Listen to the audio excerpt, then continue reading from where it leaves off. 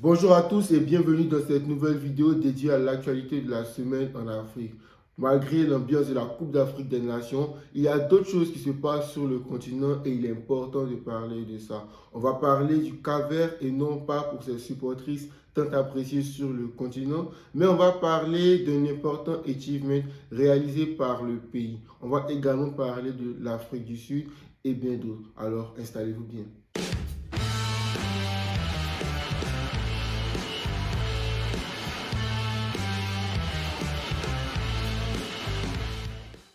C'est officiel, la Coupe d'Afrique des Nations 2023 qui se déroule entre janvier 2024 et février 2024 a démarré en Côte d'Ivoire. Hier, les éléphants, à la suite d'une cérémonie d'ouverture extraordinaire, ont réussi à s'imposer face à la Guinée-Bissau sur le score de 2-0 et lancent officiellement la Coupe d'Afrique des Nations. Pendant plus d'un mois, 24 pays africains vont se disputer le trophée tant convoité et détenu par le Sénégal. Cet événement continental qui intervient 40 ans après la dernière fois que la Côte d'Ivoire ait organisé cet événement et après les longues décennies de crise que le pays a connues montre comment la Côte d'Ivoire a progressé et s'est développée au cours de ces dernières années pour devenir une place forte du continent. Ces derniers temps, l'Afrique du Sud a porté une plainte contre Israël pour génocide en Palestine et cette plainte-là commence à prendre une autre tournure internationale. Ces derniers temps, plusieurs pays ont soutenu directement ou indirectement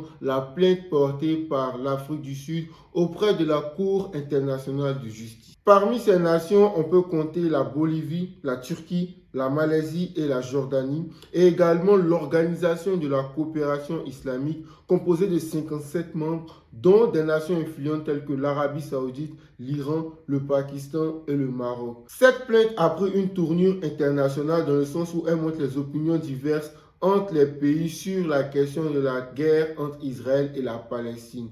Les États-Unis et Israël se sont complètement opposés à cette plainte. Les États-Unis l'ont même qualifiée de contre-productive. Après la plaidoirie des deux camps qui s'opposent, les juges devraient rendre leur verdict sur la plainte déposée par l'Afrique du Sud d'ici 2 à 3 semaines. Et moi, de mon côté, je vais vous tenir au courant de comment la situation évolue et de la décision qui a été donnée par les différents juges qui vont examiner le dossier. Avant de passer à l'actu suivante, je pense qu'il est important de rappeler pourquoi l'Afrique du Sud défend autant la Palestine. En fait, l'Afrique du Sud assimile la situation de la Palestine à la situation que le pays a lui-même vécue lors de la période de l'apartheid. Et donc, l'Afrique du Sud se fait défenseur de la Palestine qui est dans ce cas-là opprimée par les colons israéliens. Le Cap-Vert est devenu ce 12 janvier un pays sans paludisme ou en d'autres termes un pays sans malaria. Et ça a été déclaré par l'Organisation mondiale de la santé qui a déclaré le pays sans malaria ou paludisme.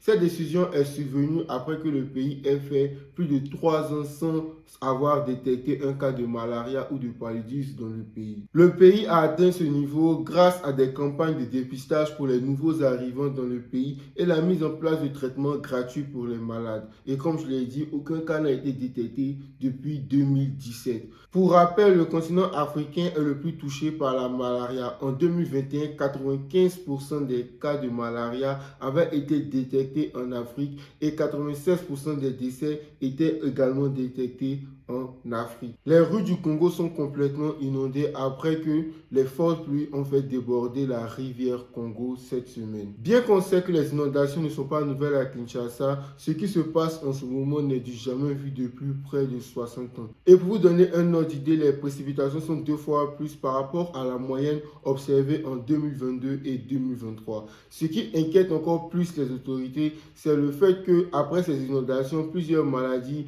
liées au déplacement des personnes peuvent arriver telles que le choléra. Et selon les Nations Unies, des milliers de personnes ont besoin d'assistance humanitaire due au déplacement causé par les inondations. Les populations sont même obligées de se déplacer grâce à des pirogues dans les rues de la ville de Kinshasa. Nous adressons nos forts encouragements aux populations de la République démocratique du Congo et également aux populations de la République du Congo qui sont touchées par ces inondations. Et toujours en parlant de football, plus de 76 clubs africains ont été bannis de transfert pour l'année 2024. Ces clubs ont été bannis notamment pour des raisons de transfert qui ne sont pas payées ou par exemple le fait qu'ils aient recruté des joueurs en dessous de l'âge légal ou pour plusieurs autres raisons. Et parmi ces 76 clubs sanctionnés, on peut citer par exemple le Wydad de Casablanca ou le TP Mazembe qui ont remporté plusieurs compétitions continentales ces 10 dernières années et ont même participé à la Coupe du Monde des clubs. Il est important de rappeler que ce n'est pas un fait qui se rattache forcément à l'Afrique,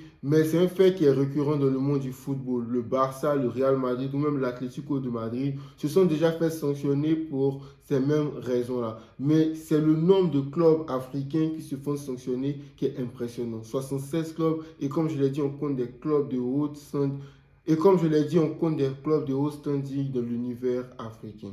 C'était les actualités de la semaine en Afrique. N'hésitez pas à vous abonner pour ne rien rater de l'actualité en Afrique.